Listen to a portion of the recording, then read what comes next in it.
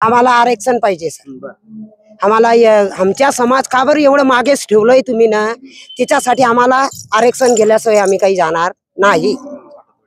आम्ही ऊस तोडतो, आमचा पोट काही भरत नाही। आता 8-15 दिवस आमचे ऊसाचे राहिले, अहो आम्ही किती धायपळ करणार। आता आमचे मुलं एकदम मागे राहिले, शिकून बी काही उपयोग नाही आमच्या मुलांना। म्हणजे शिक्षण भरपूर झालं आहे, आमच्या लोकांसाठी काहीच नाही केलंय आजपर्यंत काहीच नाही केलंय। याच्या पुढे आम्हाला काहीतरी मागणी पाहिजे। आमचे लोक हे खडी फोडताय, आमचे लोक ऊस तोडता, आमचे लोक खायला भेटत नाही। आमचे पोरं शिक्षण करून सनी असेच राहून जात, असं करून सनी आमचे पोरं हत्या करून घेता।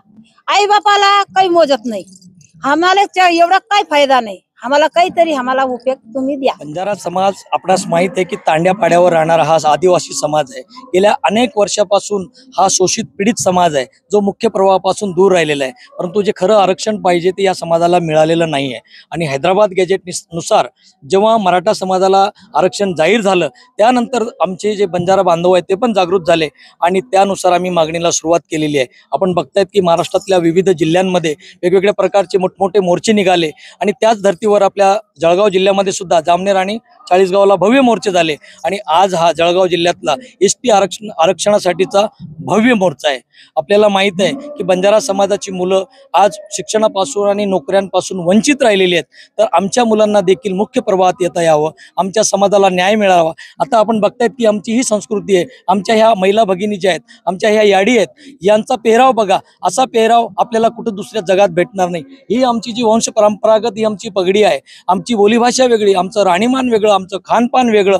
आम्ही जे काही क्रायटेरिया आहेत बेरार आयोगच्या किंवा जितकेही आयोग झालेले आहेत, त्या सगळ्यांनी म्हटलेलं की बंजारा समाजाला एसटीचं आरक्षण मिळालं पाहिजे, तरी देखील सरकारने कुठं दखल घेतली नाही। आणि म्हणून आज हा जळगाव जिल्ह्याचा विराट असा भव्य एल्गार मोर्चा आज आयोजित करण्यात आलेला आहे। आणि आपण बघितलंय की आज जळगावचे सगळे रस्ते या मोर्चामुळे जाम झालेले आहेत। म्हणजे समाज किती एक पुढे आलेला आहे आणि समाज जागृत झालेला, समाजाला एसटी आरक्षणाची गरज आहे। आणि त्यामुळे आम्ही आज सर्व समाज बांधव एकत्र येऊन सरकारला विनंती करतोय। आता आम्ही कलेक्टर साहेबांना निवेदन दिलं आहे की आम्हाला एसटीचं आरक्षण मिळावं, आमची ही मागणी सरकारपर्यंत पोहोचवावी आणि सरकारने आमच्या एसटी आरक्षणाची शिफारस ही दिल्ली दरबारी केंद्र सरकारला पोहोचवावी, जेणेकरून आमच्या समाजाला न्याय मिळेल।